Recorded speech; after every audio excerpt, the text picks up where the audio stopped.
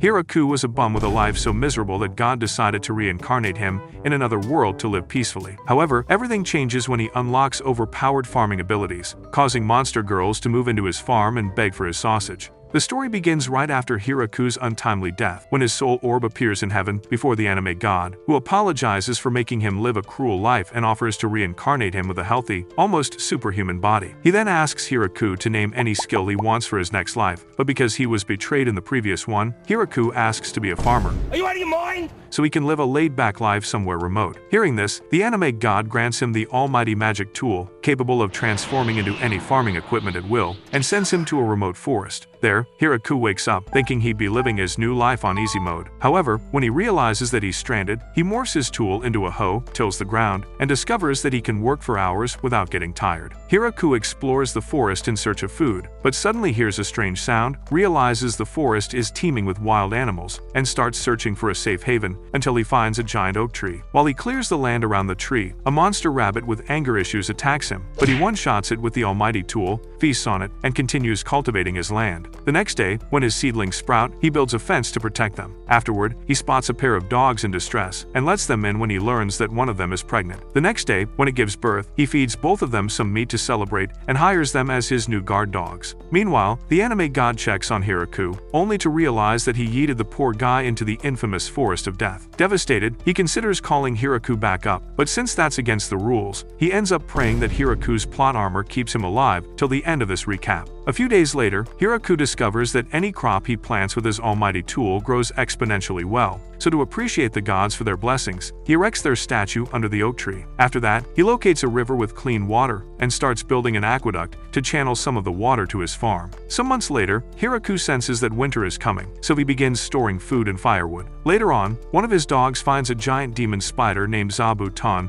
that can make fine fabric in seconds. So Hiraku adopts it immediately and has it make a winter coat and some nice bedding to keep him warm. When winter finally comes, Hiraku enjoys his time inside his house, but then he starts feeling lonely because it's been a while since he clapped cheeks, and his blue balls are driving him crazy. Do it! Just do it! Several months later, during spring, Hiraku discovers that Zabuton now has babies and praises it. As he returns to work, Zabuton sounds the alarm, which alerts him, so he pauses and tracks down the danger with his dogs. Before long, he spots a little girl tied to a tree, and the simp in him drives him toward the girl to check on her. The moment he gets close enough, the girl smiles at him, sinks her fangs into his neck, sucks some of his blood, and transforms into a Freeran lookalike with massive milkers, named Lou. Bombastic side-eye. While Hiraku is in shock, his dogs attack the chick for SAing their master, causing her to shrink again, but Hiraku calls them off and asks the girl, later identified as a vampire, if she's his enemy. When Lou says no, he asks why she sucked his blood just now, and she says it's because she needed the nutrients in his bodily fluids, but didn't feel comfortable slurping his white sauce first. Hearing this, Hiraku realizes she's just a freaky baddie with a Nissan Altima personality, so he lets her suck more blood until she returns to her normal size. When they return to the farm, Lou frolics all over the place and has Hiraku cut her one of his tomatoes so she can taste it. After taking a bite, she realizes that it's soft and juicy, just like her vertical lips, Nani? and asks Hiraku to show her more of his crops, which Hiraku does. By nightfall, Lou inputs all her findings into a holographic magic tablet and reveals that she's currently researching rare crops and medicinal plants. As for why she's in the forest, she tells Hiraku that a noble sent a strong jerk to steal her research, so she ran for dear life till she got there. As she continues yapping, Hiraku lets his intrusive thoughts out and begs Lou to live with him on the farm forever, promising to activate her biological sprinkler system every night with his 9 inches. Hearing this, Lou immediately turns red, reminding him that she's a blood-sucking vampire with people after her. But Hiraku says he doesn't care because he's scared he'll run out of prom stars to Gunda before he sees another baddie. Since she'll literally be getting free D and food, Lou shyly agrees to his proposal, and Hiraku hugs her tightly. The next morning, Lou shrinks and greets Hiraku as he works on his farm. When Hiraku asks why she's looking like that, she tells him it's because she wants to protect her ovaries from his baby-making gravy. Women. Which makes sense to him, so they continue yapping. Over the next few days, Lou helps Hiraku create lights in his toilet, then she solves his salt problem, and finally enjoys good meals with him. One morning, after waking up, Hiraku takes Lou to the fruit trees to check on them and discusses his plan for the next season with her as they sip some warm, medicinal tea. By noon, Zabuton rings the alarm, prompting Hiraku, Lou, and his dogs to investigate. This time, they find a bonny blue Lu lookalike with angelic wings named Tia, tied to the same tree Hiraku found Lu. After Hiraku rescues her, she magically heals herself, conceals her wings, and calls out to Lu, whom she recognizes, to surrender herself, but the dogs attack her. Scared, Hiraku immediately calls off the dogs and takes Tia back to their farmhouse. There, Tia asks Lu who Hiraku is to her, and she shyly tells him he's her husband, leaving Tia shocked. After that, Tia reintroduces herself to Hiraku as an angel who serves the anime gods, but Lu tells Hiraku she's just a muscle mommy with massive chest pillows. Bombastic side eye. Moving on, Hiraku then asks Tia why she's after Lu, and Tia says it's because Lu went on a rampage and destroyed lots of stuff just out of boredom. Lu argues that her destroying the noble's house was just an accident, but Tia begs to differ. Eventually, Lu concedes defeat and tells Hiraku that Tia was the strong jerk she talked about earlier. Then, she asks Tia to live with them on the farm, promising that she'll love it there, but Tia isn't so sure about that yet. Nevertheless, Lu shows Tia around their farm, introduces her to Zabuton, and urges her to help them harvest some crops they planted just weeks ago. However, before they begin, Hiraku teaches Tia how to harvest cabbage properly. After that, he cuts out a few leaves from the produce, washes them, seasons them with a little salt, and dishes them out for her to taste. After taking a bite, Tia glazes the crunch and deliciousness, and returns to helping them with the farm. By evening, Hiraku and the girls harvest a boatload of fresh produce and heal themselves with magic to help with the stress. By nightfall, Tia tastes a strawberry for the first time, glazes the fruit, and tells Hiraku that she had fun helping on the farm. Hearing this, Lu begs Tia to stay with them on the farm, as her body can't handle Hiraku's meat alone. But Tia is still hesitant. Over the next few days, Tia slowly gets used to working on Hiraku's farm, as she uses her magic to help them in any way she can. One afternoon, while they stroll with harvest baskets strapped to their back, Tia asks Hiraku if they can plant more strawberries, but Hiraku tells her that he can't risk doing that because they currently lack the manpower needed to maintain and harvest the crops.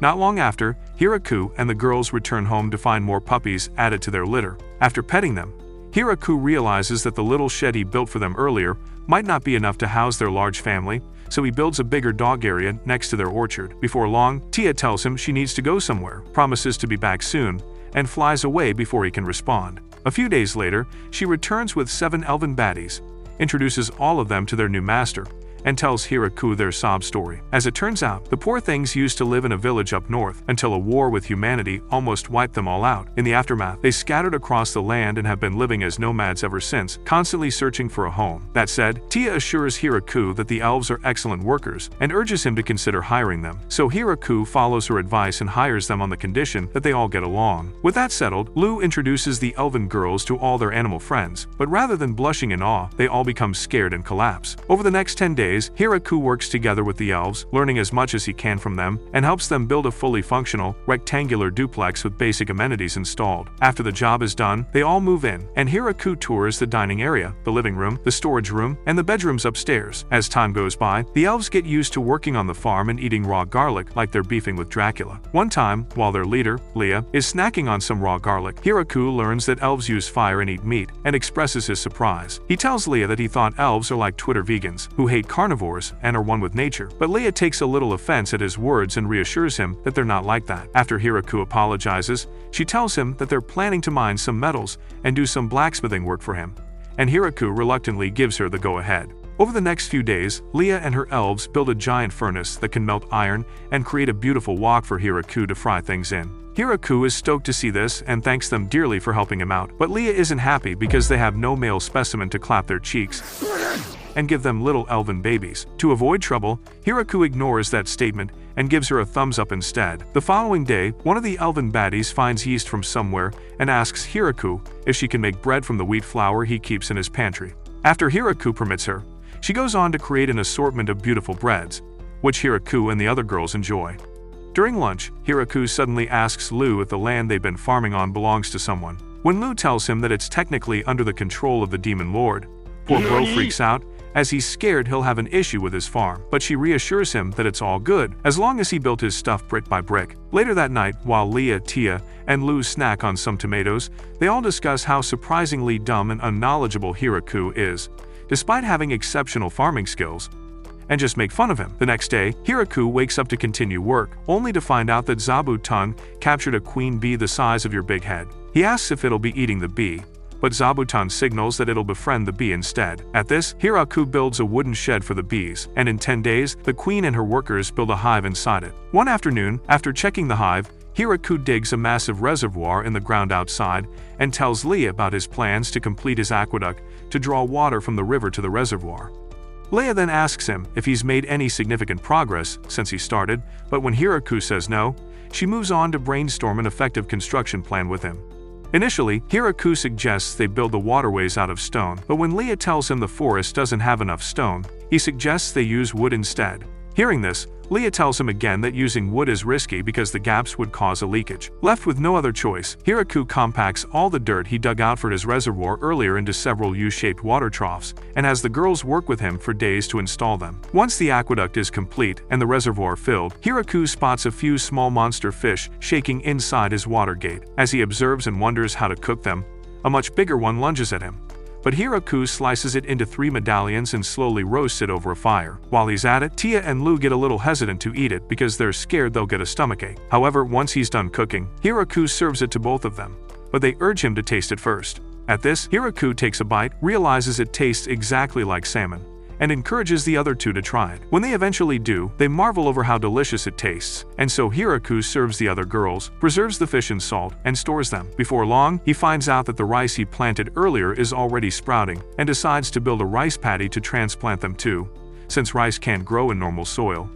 After gathering the girls to help, he goes Super Saiyan to show them how to make one. After that, he has the girls dip their cute legs into the mud and replant the rice sprouts in an orderly fashion. A few days later, the rice matures into full-grown plants, ready for harvest, so Hiraku and the elven girls get right down to work. Upon harvesting the stalks, Hiraku hangs them all out to dry to drain the moisture. When Leah learns this, she praises him for being smart, but Hiraku reveals he knows because he saw Justin Bieber do it on an idol farming show in his past life. Once the rice stalks are dry enough, Hiraku morphs his almighty tool into an ancient rice thresher, threshes out the grains from the stalk, and sieves them to remove other impurities. After several more boring hours of processing, Hiraku finally obtains fresh, dry, and white rice and steams it with loose fire into sushi-grade rice. Once the rice is done, he rolls it into fluffy rice balls with pieces of salted fish stuffed inside and serves it to Leah, Lu, and Tia. Initially, the girls are hesitant to eat, but once they taste it, they all stuff their faces while praising Hiraku like he reincarnated with Gordon Ramsay. In the end, Hiraku is left with nothing to eat, but he cuts his losses and continues working in the paddy. Later that evening, after work, Hiraku sees the elven girls cleaning the mud off their bodies with magic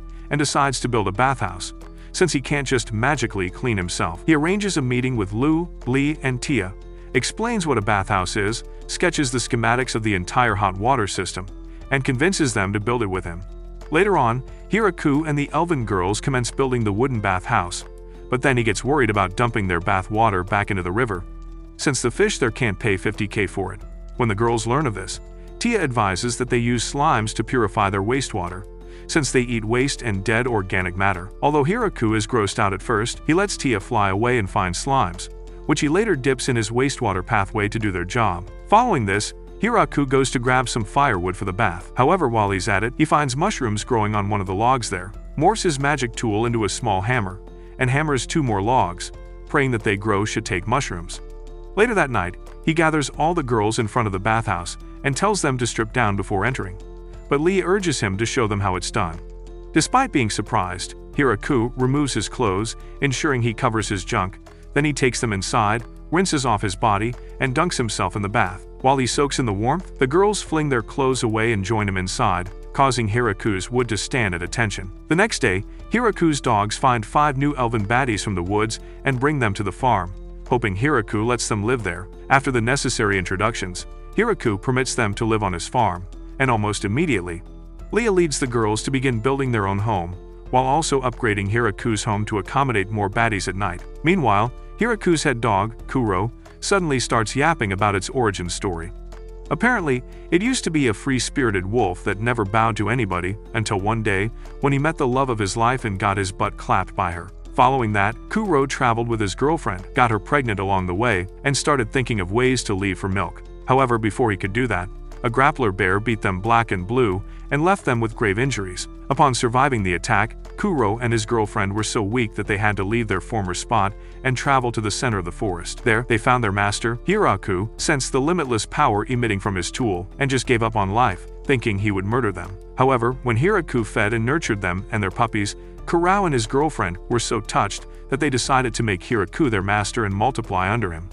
Now that Hiraku's pack is growing exponentially, Kuro is worried that the apex predators of the Forest of Death, the Inferno Wolves, might attack the farm soon, but for now, he decides to enjoy his life with his master. Over the next few days, Hiraku and his baddies finish building their new house and reminisce on the struggles they faced. Afterward, Leah takes them on a tour and shows them the main hall they can hang out in, Hiraku's bedroom, the dining hall, the kitchen, the outside grilling area, the cellar, some more bedrooms, and even a dedicated love room for overnight plot sessions. After the tour, Hiraku stares out the window overlooking the oak tree, thanks Leah yet again for making this house a reality for him, and installs 2 dog statues outside the entrance to beautify it. Moments later, Hiraku gathers a few ingredients and tells Lu and Tia that he's going to cook a dish they've never tried, the almighty curry.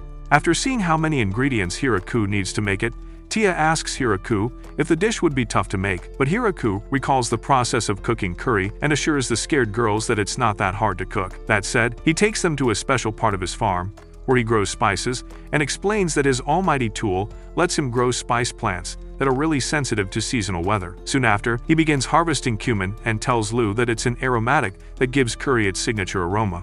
After Lu smells it, he harvests a few turmeric roots and has both of them dry them for him with magic. Following that, he shows them coriander, then cilantro, the infamous soapy-smelling herb, and soon learns that its smell drives the dogs away, leaving Tia and Lu intrigued. Not long after, Hiraku harvests some cayenne pepper and black pepper and returns to the grilling area to begin cooking, only to find out from Leah that Tia and Lu are chickening out on helping him. Nonetheless, he and Leah begin cooking by heating some seed oil and browning the meat while Hiraku grinds the spices he gathered into a fine powder. Once the meat is done, they add the cumin to bring out its aroma, then saute finely diced onions, ginger, and garlic before adding tomatoes, along with a blend of spices and salt. Afterward, they mix everything, return the meat to the wok, and cover it to simmer for a few more minutes.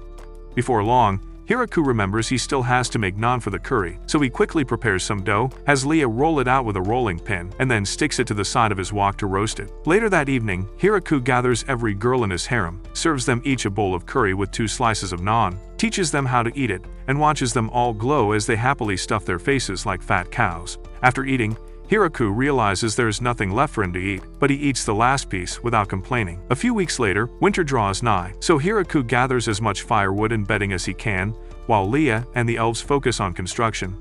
And Tia and Lu use their magic to preserve food for the coming cold. After supervising their work, Hiraku builds a weird box with compartments on top to store the veggies for the winter. He explains that the device works by putting the veggies in the top compartment, and then covering it all in a sheet in snow, so that during winter, the empty bottom compartment will collect water from the melted snow to keep the veggies dry. Just then, he spots Lu warming some meat with magic, feels a little salty about not being able to use magic himself, and tries casting a spell, only to fail. That night, he meets with Lu in secret, trauma dumps his magiclessness on her, and condemns himself for being too useless to be around. When he's done, Lu assures him that he's the amazing one for surviving this long in the Forest of Death, and tells him he's special, leaving Hiraku more cheerful. A few days later, winter comes, keeping Hiraku and his girls holed up inside their big house.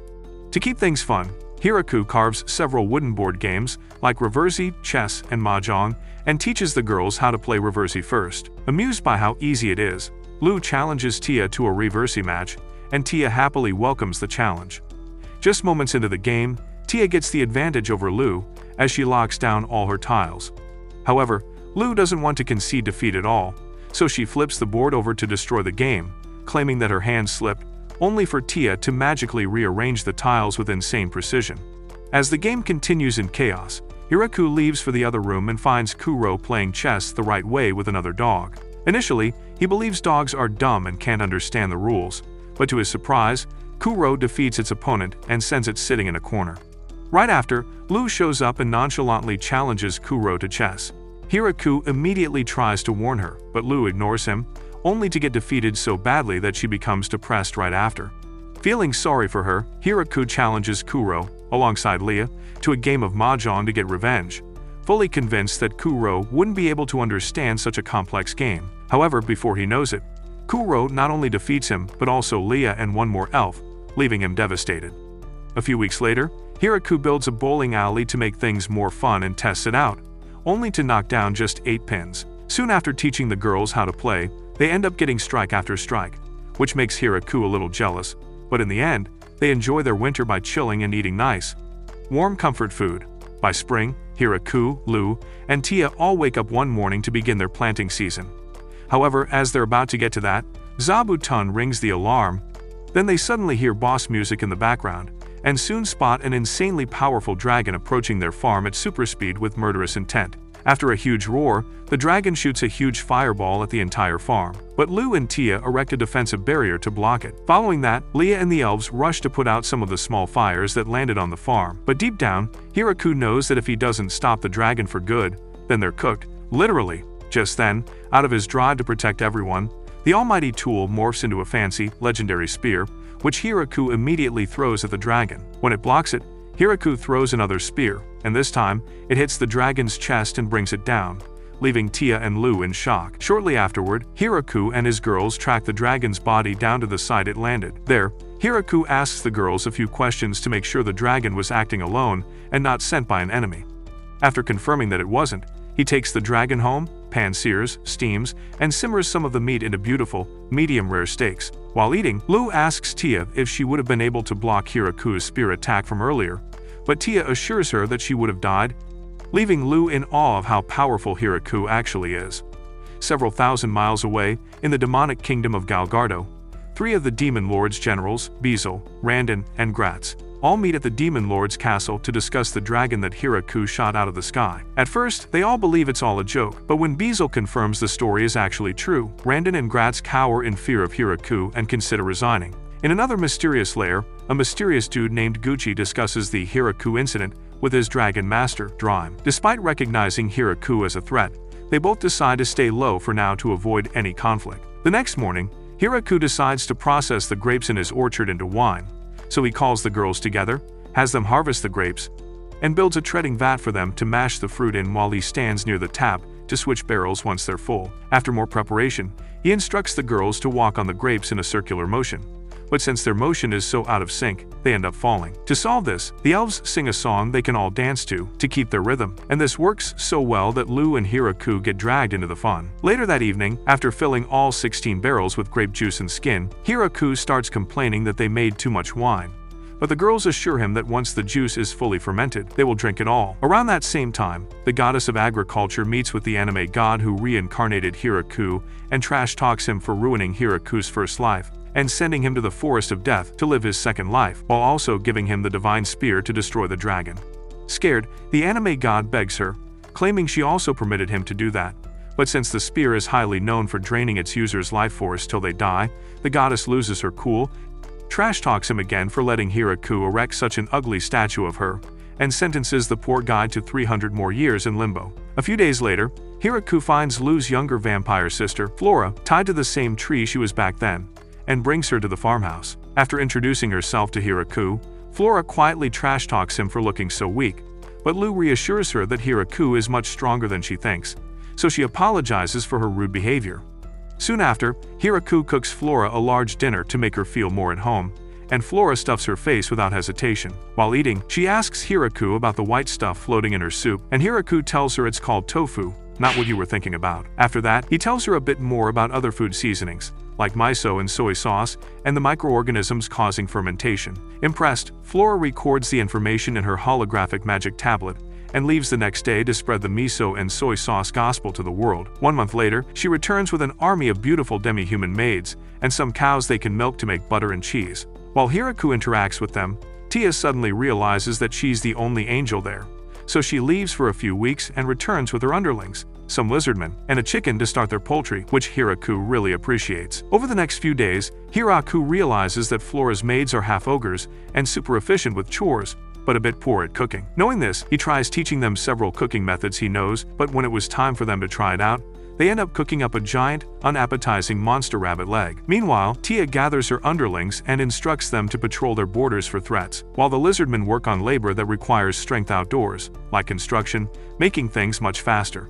However, just when Hiraku thought his small village had reached its maximum population, Leah brings in more female elves she found around the woods and introduces them to him. Seeing them, Hiraku asks why there are no male elves amongst them. Leah tells him it's because they were all wiped out, but then assures him not to worry, as they can always make more, and Hiraku wishes them well. A few days later, Hiraku gathers Tia, Leah, Lu, and all the other race representatives in his village for a meeting and tells them he wants to come up with a name for their village, given how large they've grown already. Upon hearing this, Lu suggests they name it after him, but Hiraku tells them that would be cringe. Moving on, a maid suggests they name it after the forest, which would make it seem like the village of death, but Hiraku advises against that because that'll be an obvious L. While they all run out of ideas, Zabuton signals Hiraku to open the building's entrance door for inspiration.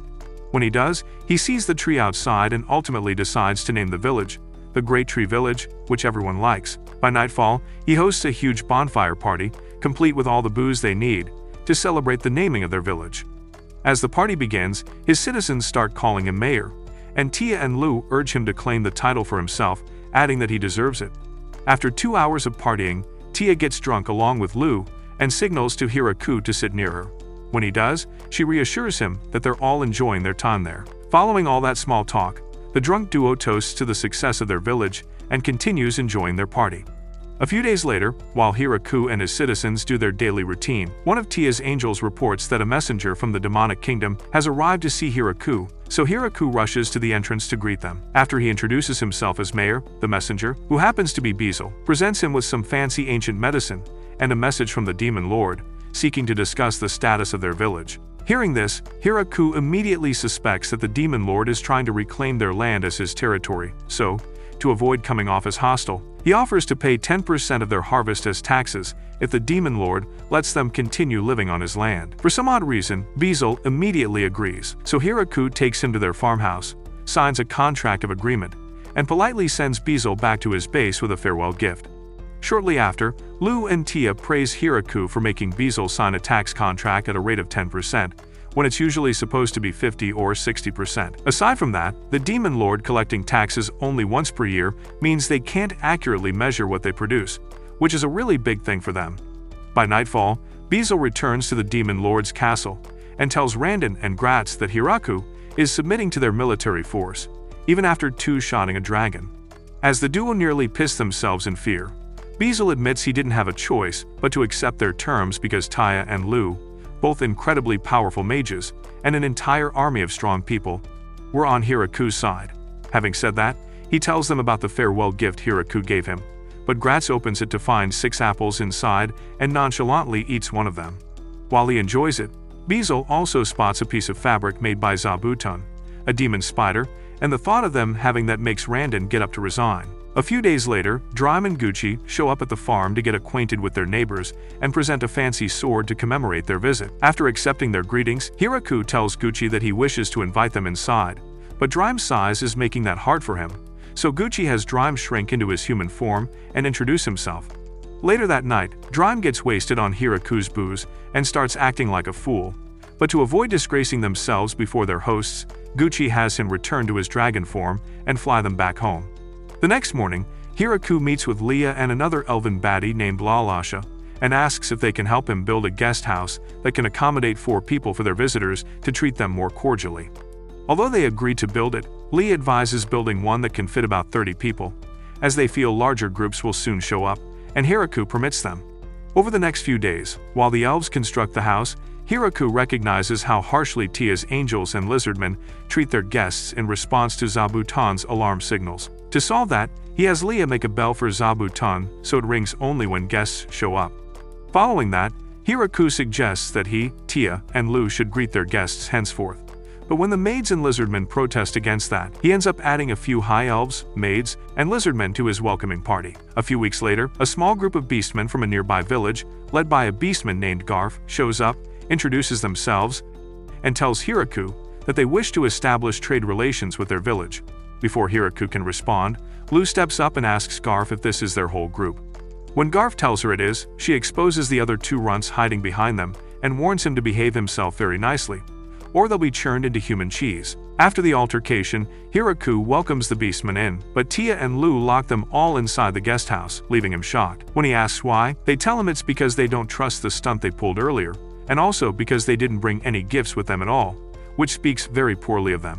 Because of that, the girls serve the beastmen substandard food and little wine, and although Hiraku understands their plight, he still wants to treat them with kindness. So, while the beastmen eat, Hiraku asks Garf to tell him about his village, and Garf says it's a very small one, specializing in mining and hunting, with about 100 beastmen residents, and that it's been existing for about 500 years. He asks Garf how he heard of their village, and Garf says one of the demon lord's people told him. Meanwhile, Tia asks another beastman enjoying his drink why they left two stragglers outside, and the dude tells her it's because they needed to have messengers to report back to the village in case Hiraku was hostile toward them, leaving Hiraku satisfied. The next day, Hiraku calls Garf for a meeting to draft a trade agreement, but before doing that, they discuss logistics and conclude that Hiraku's men would travel to their village to make trades. With that settled, the duo discusses further, and Hiraku agrees to give Garf's village foodstuffs in exchange for glassworks, silverware, and metalworks. After the negotiation, Garf apologizes to Hiraku at the exit gate for not bringing a gift with him, begs Hiraku to accept whatever his poor village will have for him next time, and leaves with his men. A few days later, Drime shows up and offers to fly Tia and a few others to Garf's village to make their first trade in exchange for a barrel of wine, and Hiraku lets him since Drime is now the regular visitor. A few hours later, Tia and the others arrive at Garf's village, complete the trade, and return to the farm to tell Hiraku how she made Garf and his people enjoy their food. Following that, she tells Hiraku that the mayor over there wishes to send 20 young beast women to come live with them, but to avoid running out of juice to feed his women every night. Hiraku says he'll only agree if the mayor sends at least 2 young men with them. A few days later, the beast women show up looking shy, scared, and dejected, thinking Hiraku would maltreat them. After promising to treat them well, Hiraku soon finds out that they brought 3 little boys with them, instead of men, and freaks out. Once he's calm, he introduces them to his housing manager, Lamulias, who helps them get settled into their rooms and surroundings. A few days later, Hiraku spots one of the beast women, Sena, using magic to prevent one of the beast boys from falling, and asks Tia if he's the only person in their village who can't use magic. When Tia tells him that the elves, the lizardmen, and even their animal pets can use basic water and fire magic, he gets a little dejected and returns to harvesting apples. Just then, a loud earthquake shakes the entire village, and one of the angels reports that a grappler bear and a bloody viper, 2 humongous monsters, are fighting nearby. Hearing this, Hiraku has Tia fly him down to the battle scene. When they arrive, Hiraku has Tia fly him past the fighting monsters at super speed, then he one-shots both monsters in less than a second. Afterward, Hiraku has the lizardmen drag the carcasses back to their village, cuts up a few choice-grade bear steaks, and whips up some wine-braised grappler bear soup, only to find out that the meat tastes gamey. Following that, he makes bloody viper courage and tastes it with the girls, but this time, it's delicious. After lunch, Hiraku visits Flora's laboratory and asks for some antibiotics. After she gives him, Hiraku asks how their miso production is coming along. However, Flora tells him that even after following all his instructions, she just can't get it to ferment. Hearing this, Hiraku promises to help her next time. He then grabs 3 eggs from their poultry, returns to the lab, cracks them into a bowl, adds a few ingredients, and mixes everything until it turns into mayonnaise. After that, he moves on to producing miso with Flora beside him by simmering soybeans that he previously soaked in water and grinding them. Following that, Hiraku transforms his almighty tool into a spoon, uses its power to create koji mold, mixes the koji with salt, forms the mixture into balls, packs them into barrels, and stores them in the cellar to age into miso over the next few months. Right after, Lu shows up and informs him that a group of dwarves has arrived, so Hiraku hosts them and soon learns from their leader, Donovan, that they're there for their wine. Tia immediately tells them they can't give their wine away for free, but since they don't have any money, Donovan asks Hiraku to let them live in his village and, in return, they'll use their extensive brewery knowledge and technology to process his crops into fine alcohol.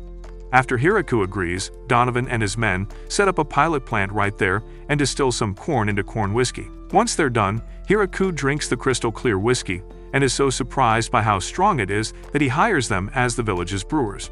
Later that night, he hosts a welcome party for the beastmen and the dwarves and opens the floor for endless drinking. While the party is ongoing, Hiraku suddenly realizes that Donovan and his dwarves being men is a big plus for the girls, so he asks Donovan if he likes any of the girls in the village.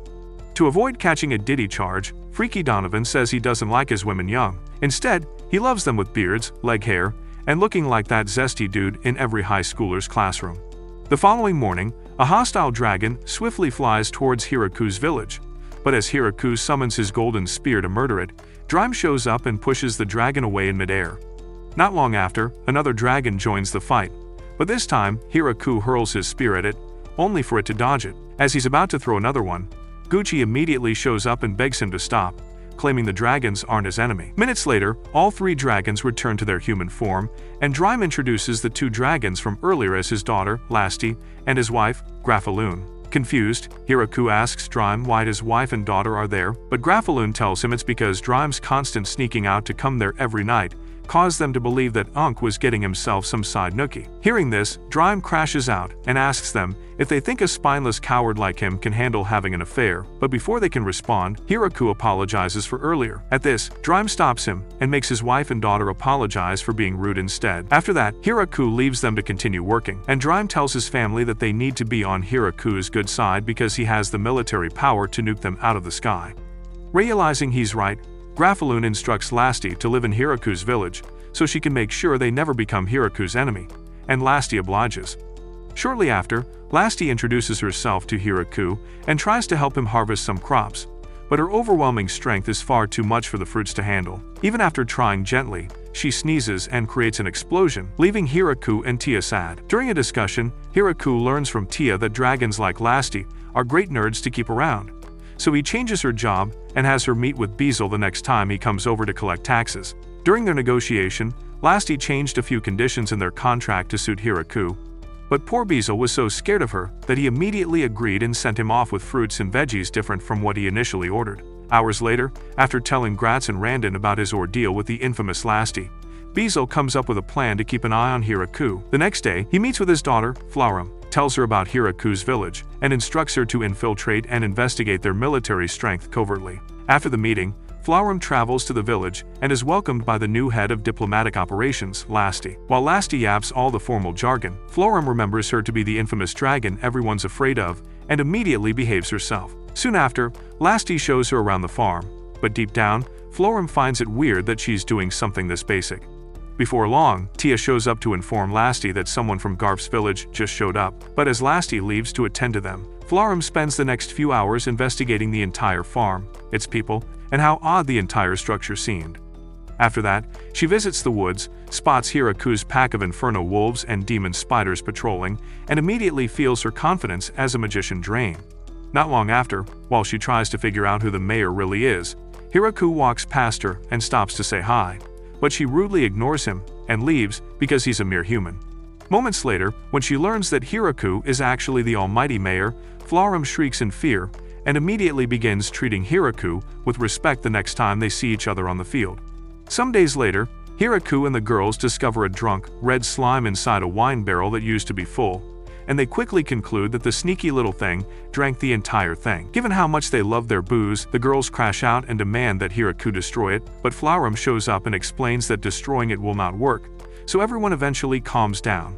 A few weeks later, autumn comes, and Hiraku spends most of his time eating delicious soups filled with meat and mushrooms with his baddies. During a dinner session, he mentions something about getting seafood, and this intrigues the girls so much that they immediately demand that he explain what seafood means right there.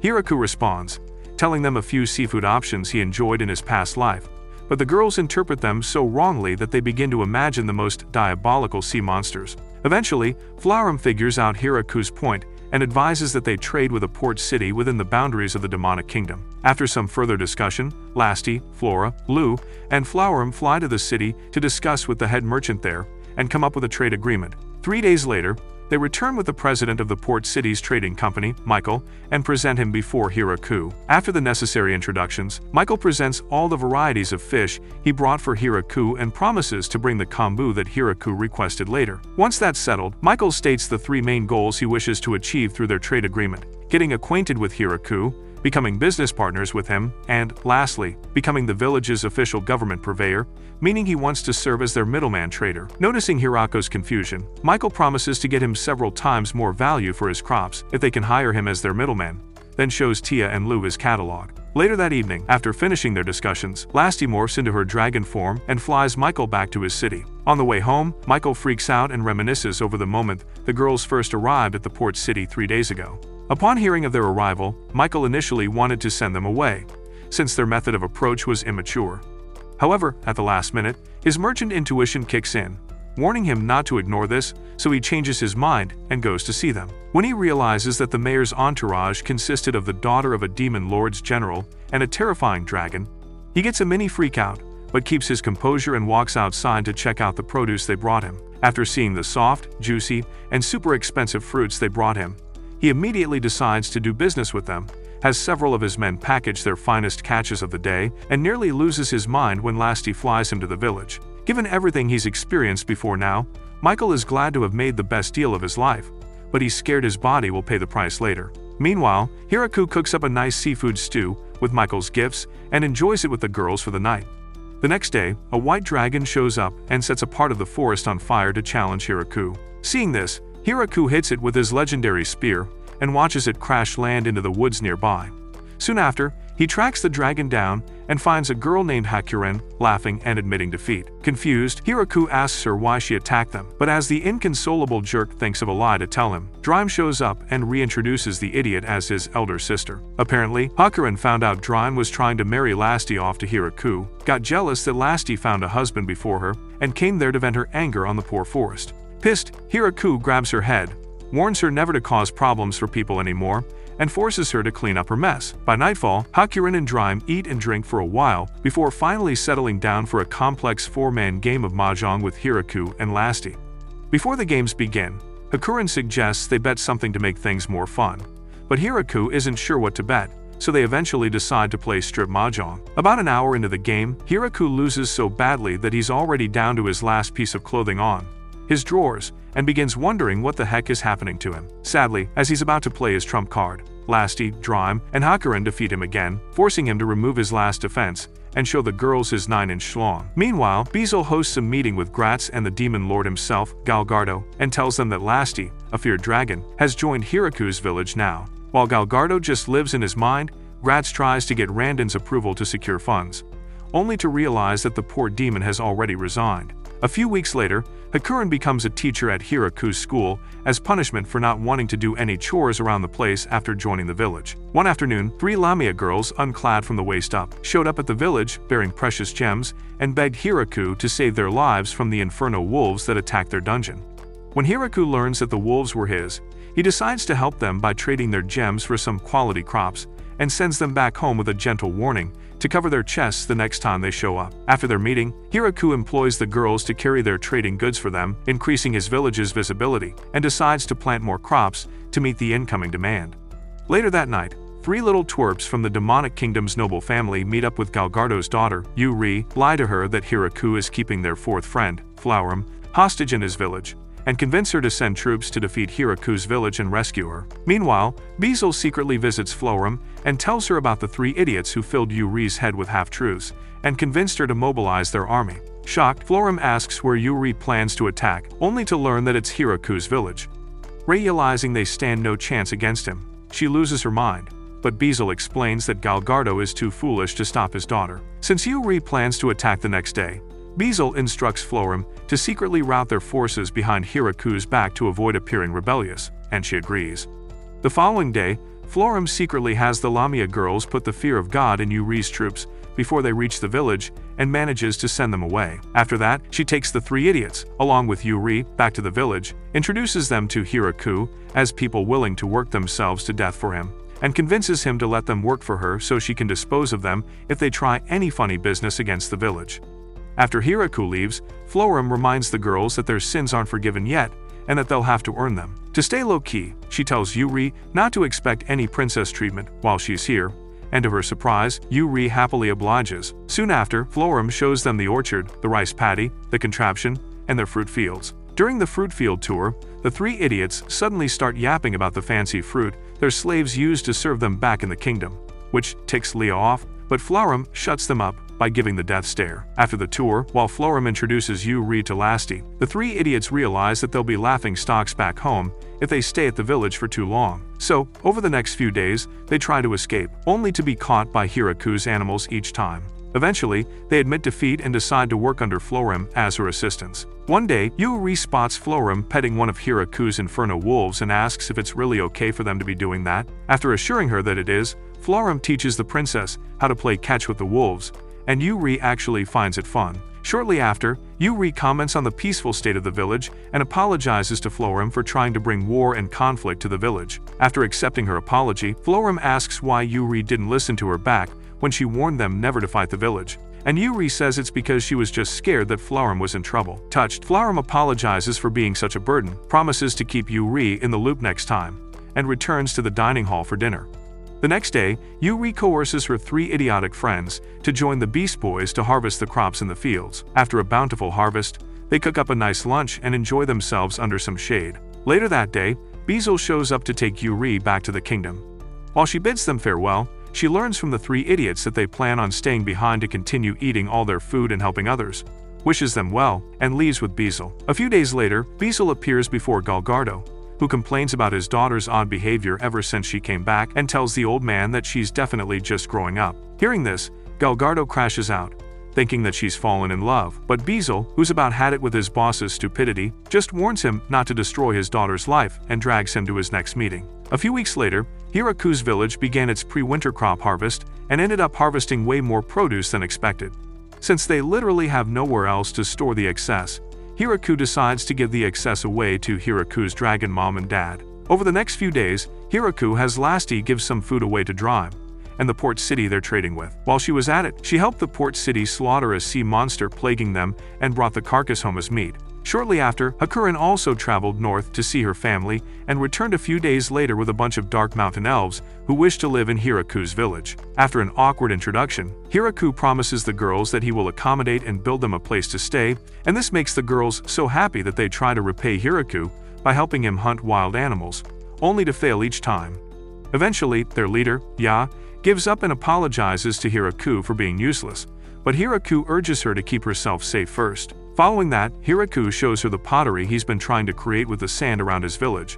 But when he tries to dry it out in his makeshift furnace, it breaks down. Seeing this, Ya immediately offers to help him find high-quality clay suitable for making pottery in the mountains. A short while later, Ya returns with good clay, and Hiraku ends up making good pottery. Not long after, he learns from the High Elves that the wolves found another dungeon, quite different from the one the Lamia live in, so he decides to send a survey party to investigate the danger level first. While they're away, he finishes the men's bathhouse and takes a bath with the boys from the village there, not knowing that Florim just caught and disciplined the three idiots trying to sneak in to get him to crack them. A few days later, the survey party returns from their dungeon expedition, informs Hiraku of the blood viper they found living there, and advises that they slaughter it for its meat, but Hiraku begs them to discuss this first. A few weeks later, as winter begins, Hiraku finds Luz sick in her room, with Tia and Sena beside her, and discusses the symptoms of her illness with her. After confirming a few details with her, Sena and Tia immediately figure out what's happening, and they tell Lu that she's pregnant with Hiraku's baby. A few months later, Hiraku wakes up one morning to see his heavily pregnant wife, Lu, greeting him at their house's entrance. After a quick smile, he recalls how joyful the village was after hearing of her pregnancy, and asks if she's doing okay, but Lu assures him that she's doing pretty fine. Soon after, he meets up with the leader of their maid army, Anne, to discuss the management of chores, and soon finds out that the weird slime snuck into the food storage area the previous night and drank an entire barrel of wine. Despite knowing that they hid the barrel, knowing the slime would trace it, Anne suggests they punish the slime, but Hiraku politely refuses. Shortly after, he gets down to eat breakfast, but while doing so, he spots poor Flora tweaking badly for failing to produce miso that meets Hiraku's standards and pets her. Once he's done eating, Hiraku lets the second group of people eat their breakfast and complains about Hakuren's laziness. Following that, one of Tia's angels reports a certain incident Kuro and the dogs had with some monster rabbits. Although Hiraku appreciates the hard work, he recalls how lazy the angels are when they're off duty, but still decides to give them some breathing room. Not long after, he ends breakfast and moves on to working the fields. While doing so, he spots some weird black, circular, googly-eyed pests chilling on the leaves of his plants, washes them off his plants with a watering can he made from his almighty farming tool, and takes a moment to appreciate his progress so far. By noon, Hiraku takes a lunch break with the girls and spends a few moments recalling how scared they all were initially to eat lunch. Before long, the lizardmen's representative reports that the cows have given birth, so Hiraku permits him to increase their feed. Following that, Leah and Tia show up with similar reports, but Hiraku solves them easily and returns to work on tilling the new fields and planting a few flowers with the almighty tool. Right after, he makes a few pieces of furniture, toys, and wooden swords for everyone to enjoy and practice with. During the evening training session, he spots Anne and one maid doing combat training tirelessly and encouraging each other to keep it up so they don't get fat from all the food they've been eating. Hiraku decides to do some training, so he picks up a wooden sword and tries hitting a wooden dummy, but tires quickly. Before long, he spots Yan nearby holding a throwing knife, so he collects it and tries throwing a few. After failing to hit the dummy again, he gets pissed and throws the legendary spear at it, but the spear destroys the dummy. Later that night, Anne serves Hiraku and Lou some simmered monster rabbit meat with a sweet honey sauce, claiming she cooked such a weird combination to avoid wasting food. Out of respect for her cooking, Hiraku and Lou eat it, but sadly, it's about as enjoyable as eating a well-done steak. Right after dinner, Florum delivers a letter from Yuri to Hiraku, asking him to send more apples and a new dress, specifically made by Zabuton for her. Given how outrageous those requests are, Florum apologizes on Yuri's behalf, but Hiraku assures that he'll help them out. Not long after, he takes his necessary evening bath, free of those annoying girls, and returns to his main house. On his way to his room, he finds several of his girls spying on him, but he ignores them and goes to sleep nonetheless. The next day, Hiraku checks up on Donovan and the dwarves to ensure their brewery is running smoothly. During his visit, Donovan gives Hiraku a shot of bad alcohol to taste. After doing so, Hiraku compliments it, but Donovan reassures him that it's bad alcohol that burns one's throat, stores it with an X label, and asks Hiraku to increase their grape production by threefold, as he'll be needing more grapes for future production. Hearing this, Hiraku returns to his orchard, but while he brainstorms how to go about increasing harvest, Senna shows up in a rush to report that a strange man has arrived at the village and is worshipping their anime god statues. Hearing this, Hiraku immediately rushes towards his village's entrance, but as he wonders where the loser came from, Lou suddenly shows up and recognizes the guy as the vampire progenitor, Varg. With that settled, Hiraku takes Varg to the guest house and learns that he actually came to confirm whether Lou had truly been impregnated by a human male. When Hiraku also learns that Varg is about 4,000 years old, he gasps in shock, but Varg explains that he only looks this young and dumb because he factor resets his memories with magic once every 200 years. Moving on, Varg glazes the anime god statues below the great oak tree, telling Hiraku that the beauty captivated him so much that he bowed down to worship them immediately. Curious, Hiraku asks if he's met the anime god before, and Varg tells him that although he met the dude once before he was born, he simply can't remember his exact appearance. He then adds that he's been obsessed with sculpting the perfect statue to revere the god that created him, but nothing seemed to work. Feeling sorry for him, Hiraku promises to make him a new one, and Varg's face instantly brightens up. Moments later, after sculpting the new statue, Varg immediately wraps and piggybacks it. After that, he bids his new friends farewell, wishing Lou a healthy birth. Then he thanks Hiraku for being a true man, and returns to his castle at the Holy Church. Upon his arrival, his servant welcomes him warmly after he has been away for nearly 50 years, and leads him to his quarters. On the way, Varg tells him to move their old statue from the best spot in his throne room to accommodate this new one, and he obliges. After setting up the new one, Varg and his servant revere the statues so much that they immediately send word to temples across the continent, instructing them to treat Hiraku's village with care and respect. A few days later, Varg sends a grand piano to Hiraku's village to celebrate Lou's pregnancy, and Lou spends her time playing beautiful tunes on it. After moving the piano to the village's dining hall, the three idiots from earlier sneak around to try to play the piano behind Hiraku and Lou's backs, but because of their cowardice, they chicken out at the last minute. After throwing a tantrum, they meet with Hiraku and beg him to get them a less expensive piano they can play with, and Hiraku makes a deal with Michael to procure a half-beaten-up piano for them. Once it arrives, the girls enjoy themselves playing it and also end up training the maids, as well as the angels and elves, on how to play. A few months later, summer comes along, and Hiraku and his baddies work in the fields to harvest their veggies. By noon, they pause for a picnic under a nearby tree, and Hiraku sits with his Lou to enjoy a cold cup of tea after trimming down a tomato stalk. While doing so, Lou adds an ice block to his tea and complains that he works too much, but Lou assures her that he's doing fine, then asks if it's okay for her to move around so often. In response, Lu assures him that it's all good, as she's just exercising, and Hiraku sighs in relief, while wondering how she must truly feel. Later that night, the girls gather around Lu and ask how she feels carrying a child that heavy. After Lu tells them, they all marvel in awe and ask how they can help her. Although she claims she's doing okay overall, Lu tells them that not being able to drink any alcohol is something she struggles with every day. Feeling sorry for her, Tia, Hakuren, Lasti, and Tia's three angels all present themselves before Hiraku and ask him to sell off all the alcohol in the village. Although shocked, Hiraku soon learns that they are giving up alcohol, so Lu does not feel left out, and he suggests that everyone simply cut back on drinking for the time being so the wine can age longer and taste even better. A few days later, Donovan and his boys meet with Hiraku, looking sad, and ask if they've done something wrong. Confused, Hiraku asks what happened, and Donovan says he's noticed that nobody is drinking wine in their village anymore. Hearing this, Hiraku tells him about his decision with the girls and apologizes for not telling them earlier. Later that afternoon, Hiraku checks up on Lu inside their room, and soon learns about the snowflower sitting on their bedside desk. While they yap, Ya and Lasti show up with some ancient elven vitality medicine and a special necklace, and present it to Lu, who receives them with pride. Before long, Anne, Leah, Flora, and some other girls also show up with various food items and gifts for Lu, and she receives them warmly. Later that evening, while Hiraku and Lu check out a small wooden mallet Donovan gave them earlier, Lu's water breaks, and Hiraku immediately summons every woman in the village to prepare for the busiest night of their lives.